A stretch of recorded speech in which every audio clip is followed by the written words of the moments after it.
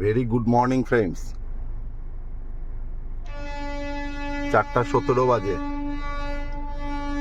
সফরজিৎ সরকার আবার একটা নতুন দিনে নতুন সফরে বেরিয়ে পড়েছে। আমরা এখন কাটোয়া লেভেল ক্রসিং এ আটকে আছি। এখান থেকে আজকে আমাদের যাত্রাপথ জঙ্গলমহল। আমাদের সঙ্গে থাকুন, একটা অসম্ভব সুন্দর জার্নি আমাদের সঙ্গে আপনারা উপভোগ করুন। স্টিয়ারিংয়ে ছেলে আছে, পিছনে পার্টনার। সবাই হাই করে দাও ভাই বন্ধুদের। চলুন, গোটা যাত্রাপথ কিছু কিছু টুকরো আপনাদের সঙ্গে শেয়ার করব, আপনারা সঙ্গে থাকবেন। প্রায় এন্ড অফ মার্চ, ঘন কুয়াশা ভেদ করে আমরা চলেছি পূর্ব বর্ধমান জেলা থেকে জঙ্গলমহলের দিকে। জঙ্গলমহল মানে বাঁকুড়া, ঝাড়গ্রাম এই সাইডে আজ এবার আমাদের সফর বা অভিযান। আমাদের আজকের ডেস্টিনেশন আপনারা আগেই জেনেছেন, জঙ্গলমহল। বাঁকুড়া, ঝাড়গ্রাম, ঝাড়খণ্ড এইগুলোকে আমরা টাচ করতে থাকবো। আর আমরা টাচ করা মানেই আপনারাও আমাদের সঙ্গে সঙ্গে সেই সব জায়গার সামান্য ভ্রমণ করতে পারবেন।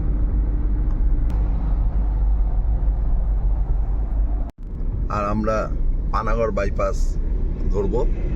এখন আছি দুর্গাপুর এক্সপ্রেস হাইওয়েতে, 6 লেন হাইওয়ে। তীব্র গতিতে সব গাড়ি ছুটে চলেছে।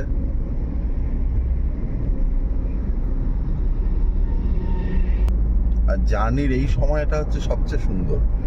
আমরা ভোর রাতে বেরোই, আর যখন সবে সূর্যের আলোটা বেরোচ্ছে, ফুটে উঠছে চারিদিকে আলো, ঠিক সেই সময়টা মানে দারুণ দারুণ লাগে।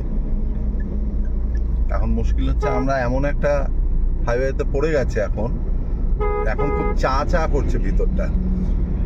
এখন এইখান থেকে বেরিয়ে যখন বাইরে বেরোবো, তার আগে তো আর দাঁড়ানোরও উপায় নেই, তাহলে তারপর চা খাওয়া।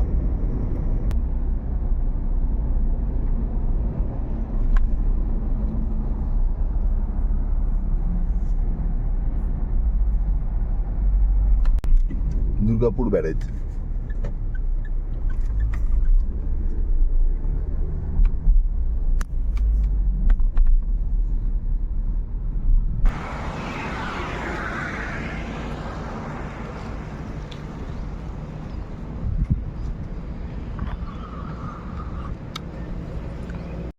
পশ্চিমবঙ্গের একদম পশ্চিম দিকে আমরা প্রায় চলে এসেছি। এখন আমরা বাঁকুড়া ডিস্ট্রিক্টের মধ্যে দিয়ে যাচ্ছি। বেলিয়াতোড় পার করলাম। ভূপ্রকৃতি, রাস্তার চিত্র, প্রাকৃতিক সৌন্দর্য আমাদের চোখে একদম নতুন। এইভাবে আমরা গোটা পশ্চিমবঙ্গটাকে এক্সপ্লোর করার চেষ্টা করছি। আর আমাদের রাজ্য বৈচিত্র্যে ভরা। পাহাড়, সমুদ্র, জঙ্গল, মালভূমি সব আছে, শুধু মরুভূমিটা নেই।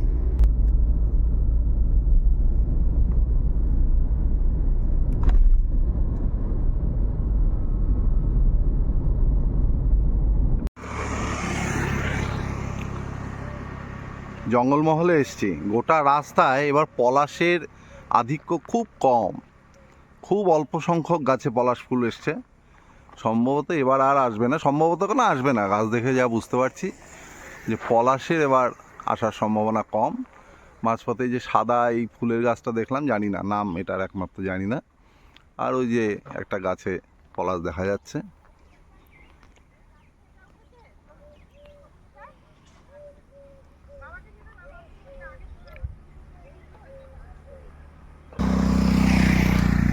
সাংঘাতিক সুন্দর জঙ্গলমহলের রাস্তা। উঁচু নিচু রাঢ়বঙ্গের টিলা, আমাদের থার রক্স। বিদ্যুৎ গতিতে আমাকে বাদ দিয়ে চলে গেল।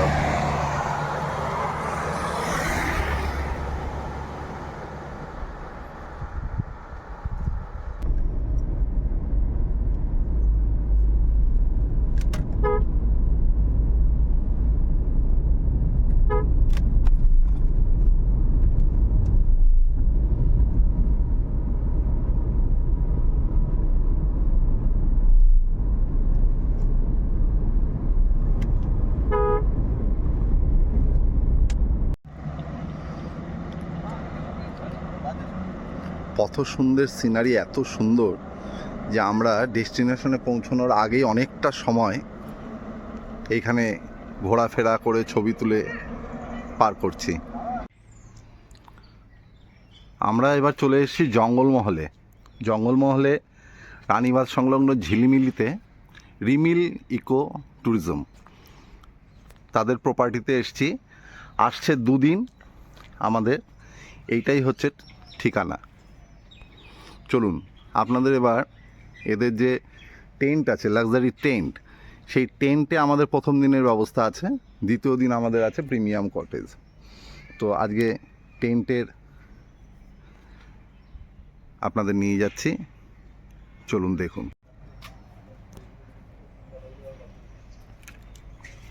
চারিদিকে শাল গাছের জঙ্গল, একদম তার বুকে এই টেন্ট। পরপর অনেকগুলো টেন্ট আছে, আমরা আছি এই টেন্টে। এই টেন্টের মধ্যে খুব রাজকীয় ব্যবস্থা, ডাবল বেডের, 2খানা ডাবল বেডের কুইন সাইজের খাট, এসি, বাকি সব যা যা দরকার তার সমস্ত ব্যবস্থা আছে। যা যা কিটস দেয় তার সমস্ত রকম কিটস সমস্ত দিয়েছে। ইলেকট্রিক কেটল থেকে শুরু করে ফ্রিজ রয়েছে।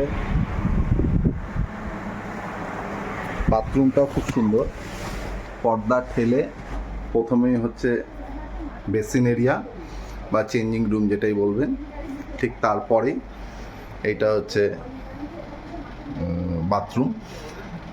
পরিষ্কার এবং ঝকঝকে, মোটামুটি প্রশস্ত। শাওয়ার জেল, সাবান সবই রয়েছে, কোনো অসুবিধা কিছু নেই, বেশ ভালো। সুইস টেন্টের ব্যবস্থা বেশ সুন্দর।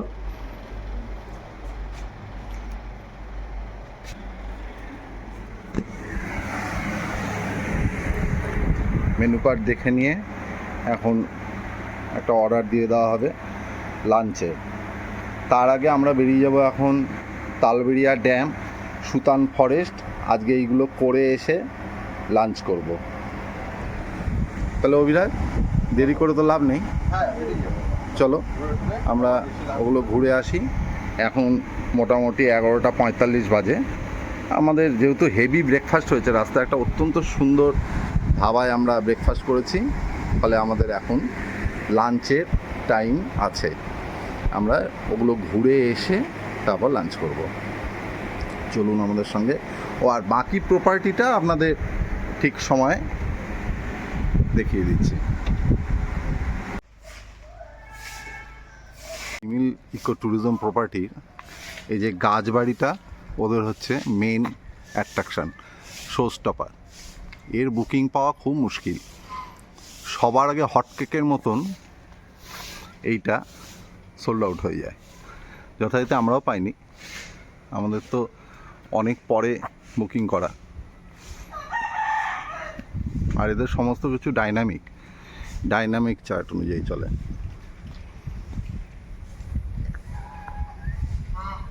খুব বড় প্রপার্টি, বাচ্চাদের প্লেগ্রাউন্ড রয়েছে।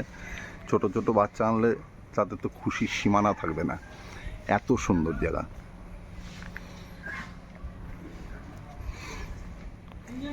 খুব বড় কার পার্কিং এরিয়া রয়েছে।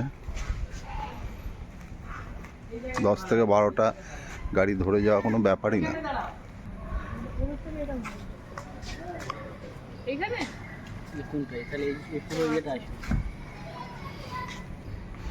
এটা থার আর থার রক্স রিসেপশন এরিয়া। আমরা এখন বেরিয়ে যাচ্ছি Talberia dam, Sutan forest, 12 mile জঙ্গল। ঘুরে এসে লাঞ্চ করব, তখন রেস্টুরেন্টের ইনসাইড আপনাদের দেখাতে পারবো।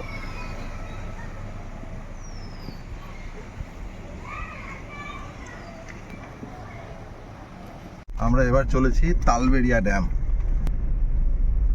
একদম আদিবাসী গ্রাম, ডিপ আদিবাসী গ্রামের ভিতর দিয়ে আমরা যাচ্ছি।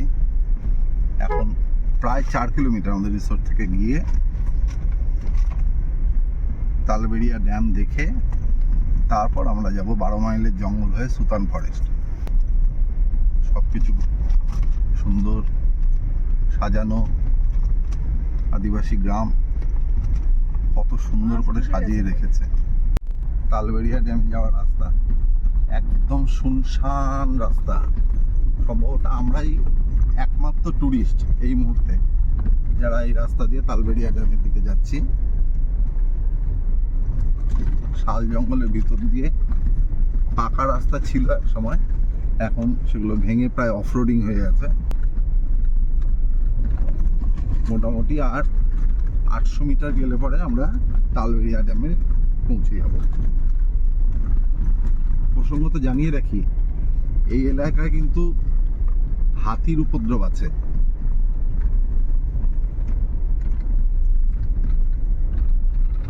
দলমার দামাল হাতিরা এই গোটা এরিয়াটাকে ঘিরেই চলাফেরা করে।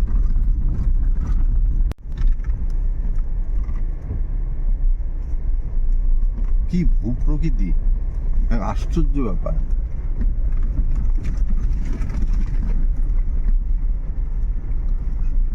তবে শাল গাছে এখন সবে কচি পাতা বেরিয়েছে, সবুজটা একদম অন্যরকম সবুজ, খুব ভালো লাগছে চোখে।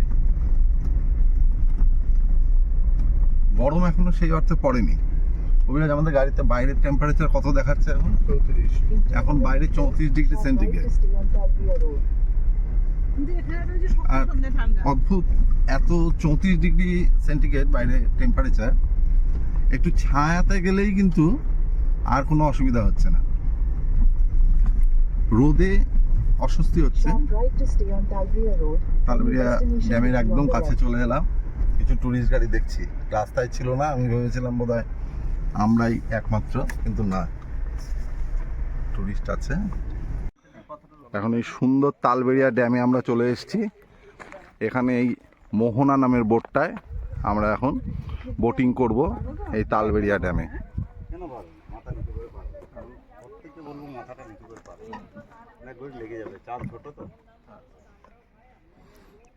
এখন এটা মার্চ মাস, যখন জুন জুলাই জল হচ্ছে একদম ওই উপর অব্দি চলে আসে ওটাটা।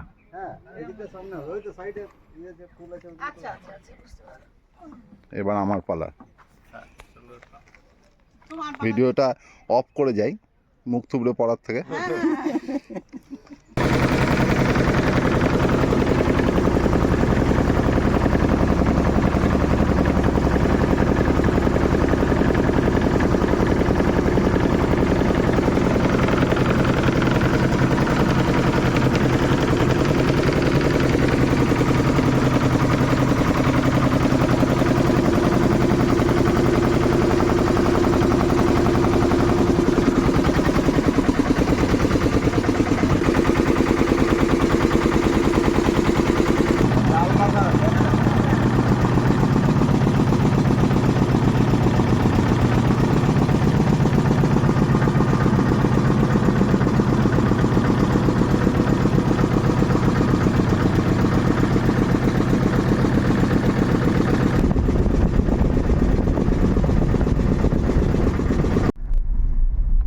সুতান ফরেস্টের রাস্তায় চলে এলাম।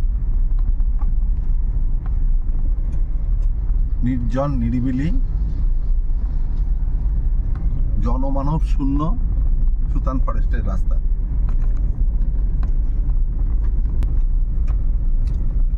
এইসব ফরেস্টের সৌন্দর্যটা কিন্তু সাংঘাতিক ভালো লাগছে, কারণ একদম নতুন পাতায় ভরে গেছে, শাল গাছ চারিদিকে, আর সবে পাতা বেরিয়েছে।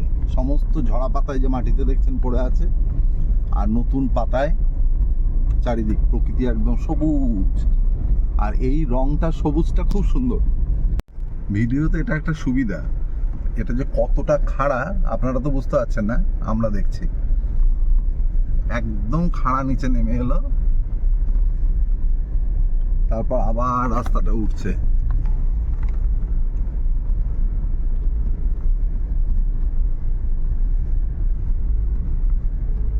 আমাদের অসচেতনতার ফল।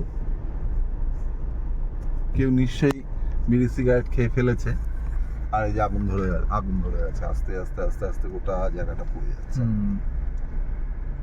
এই যে সব এই যে চলে আসছে।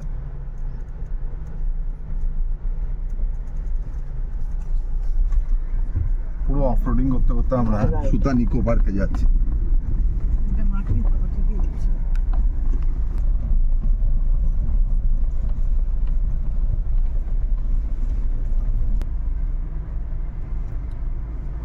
অফরোডিং কাকে বলে? থার নিয়ে পুরো অফরোডিং করতে করতে যাচ্ছি আমরা।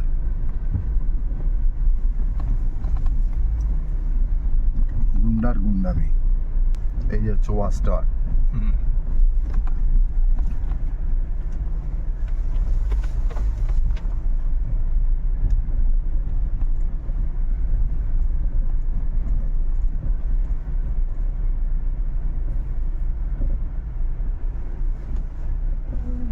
সবাই এসেছে।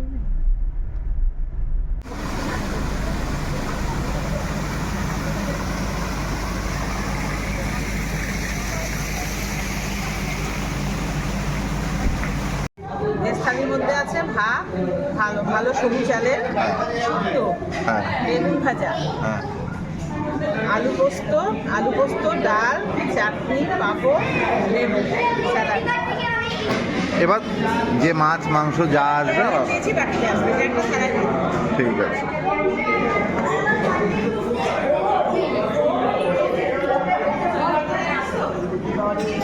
মাটন চলে এসছে।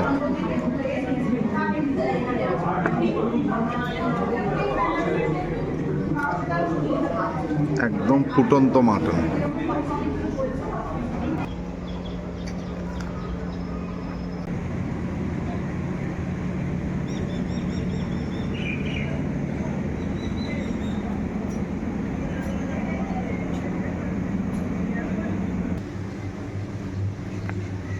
প্রপার্টিটা খুব বিরাট প্রপার্টি, অনেকটা প্রচুর অ্যাকোমোডেশন। ঠিক।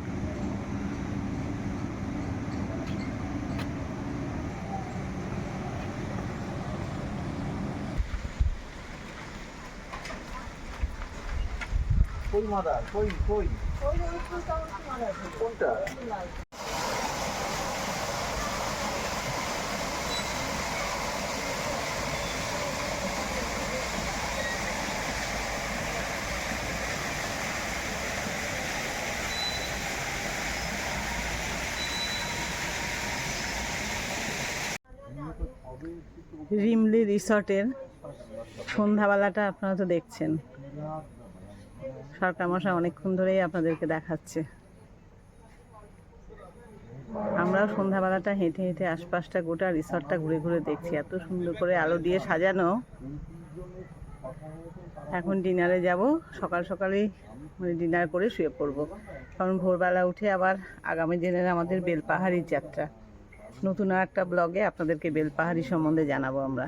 আজকে তাদের সফরজিৎ সরকারের তরফ থেকে গুড নাইট।